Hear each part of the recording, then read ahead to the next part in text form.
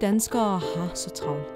Vi skal nu at betale vores regninger, shoppe til vores overfyldte garderobeskab og huske at hente vores børn, der fra kl. 8 til 16 bliver passet af pædagogerne i børnehaven.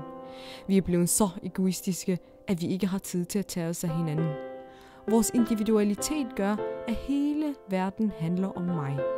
Kun mig. Mit arbejde, mit hus, min bil, mit samtalekøkken, mit liv. Men det går jo nok. Vi danskere, vi er jo verdens lykkeligste folk.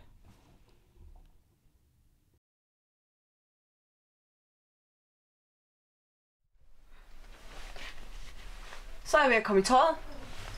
Vi har en meget, meget intens uge foran os, som skal handle om velfærdsstaten.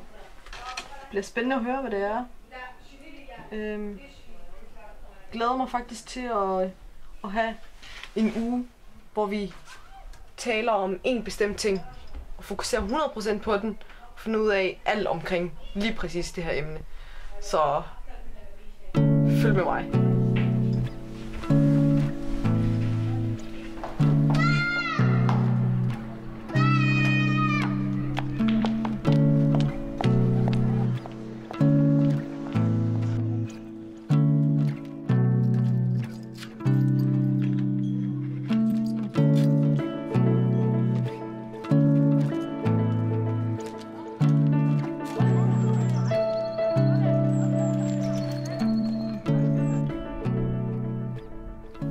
Min mor, hun plejer at sige, at den bedste uddannelse, det skulle være lægeuddannelsen.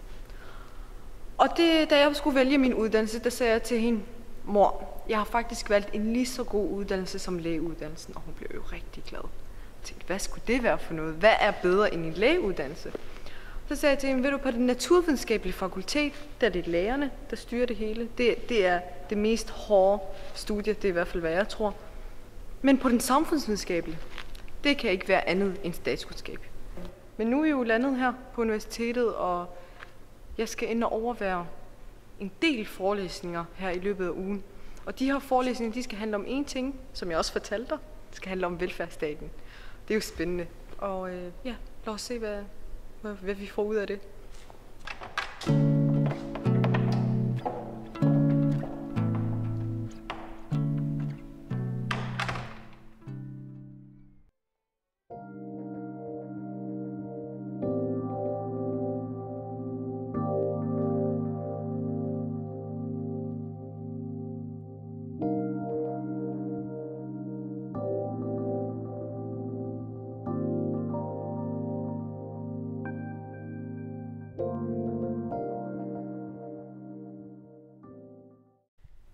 Puha, det er kun første dag, og der er rigtig, rigtig meget først at læse op til. Og jeg har fundet ud af, at vi skal lave en opgave om velfærdsstaten, så vi skal lige finde ud af, hvad jeg skal lave en opgave om. Men først skal jeg lige igennem alt det her, så det gør jeg nu. Jeg finder en læsesag. Du må også gerne følge med, men det kommer til at tage mange timer.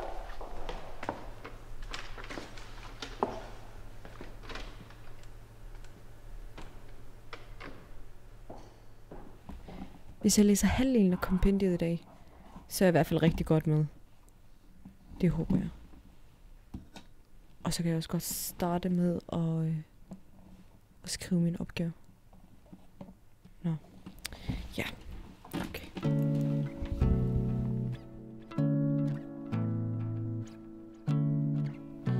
Velfærdsstat, fællesskab og solidaritet. En forfaldshistorie. Velfærdsstaten forsøger at fremme fællesskabet som værdi, men befinder sig i et spændingsfelt mellem intention og praksis. Velfærdsstaten overtager skridt for skridt de sociale funktioner, der ellers lå i familien og civilsamfund. Det har konsekvenser, fordi institutioner påvirker mentalitet og tænkning. Stille glider borgernes oplevelse af at bære ansvar for sig selv og de andre over på staten. Pligt og solidaritet nedtones.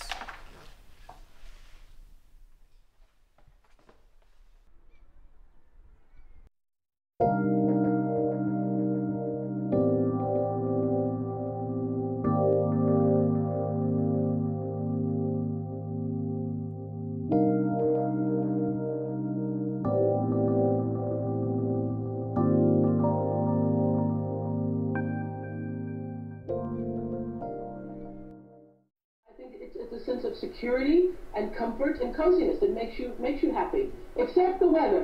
Okay? Så du det? Oprah. Jeg har siddet og sådan googlet, hvorfor vi skulle være verdens lykkeligste folk. Og så faldt jeg jo selvfølgelig over Oprahs show, som har været i Danmark. Og hun synes, at vi er ret lykkelige, fordi det hun siger er, at vi er jo trygge. Vi bor i et samfund, som finansierer de penge, som vi arbejder med. Det vil sige, at skraldet på gaden, det bliver taget. At vi kan have en skolegang, som er gratis. At vi, når vi bliver gamle en dag, at der også er nogen, der kan tage sig af os. Og på den måde er vi meget trygge for, at vi ikke bare bliver ladt i stikken, når det er, at vi for eksempel ikke har et job længere. Det får mig egentlig til at tænke på, at vores lykke hviler på en tryghed. Og den tryghed, den kommer fra velfærdsstaten. Og det gør mig lidt bekymret, fordi det, som jeg lærer om nu, er, at udviklingen for velfærdsstaten er meget truet. Hvad sker der så, hvis det er, at velfærdsstaten vakler? Vil vi være verdens lykkeligste folk? Jeg vil starte med at skrive indledning. Det er måske fornuftigt.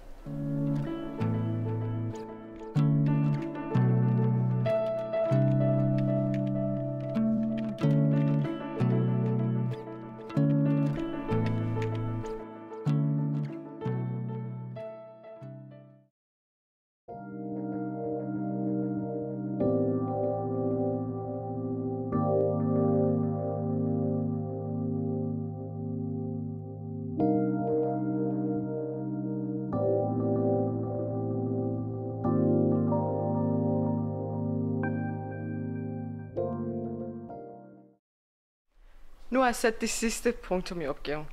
Du kan tro, det har været en lang proces. Men egentlig, så har det også været meget spændende. Fordi når jeg tænker over det, så kan jeg godt forstå, at vi er verdens lykkeligste folk. Vi har en velfærd, som skaber vores tryghed og vores sikkerhed. Men jeg faldt egentlig også over, at vi i en velfærdsstat er meget afhængige af staten. Og det gør, at vi også forventer, at staten passer på os, og glemmer, at vi også skal passe på hinanden.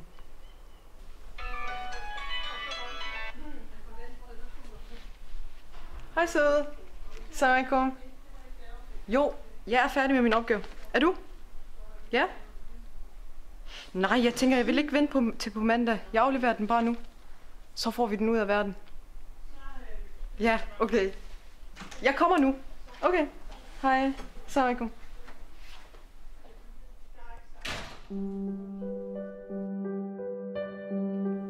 Tænk, hvis vi mistede vores velfærd. Hvem skulle så vise omsorg til fru Hansen, der ikke kan komme op af sengen?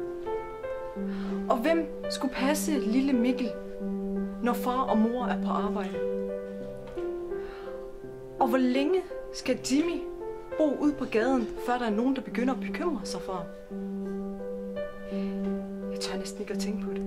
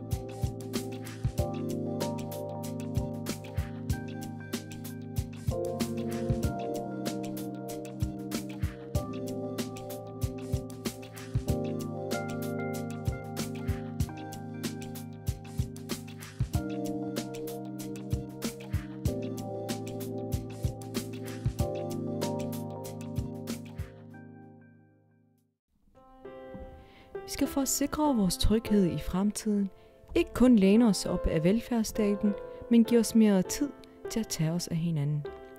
Ønsker vi fortsat at være verdens lykkeligste folk, må vi erstatte mig og mit med vi os og vores. Der er et yndigt land.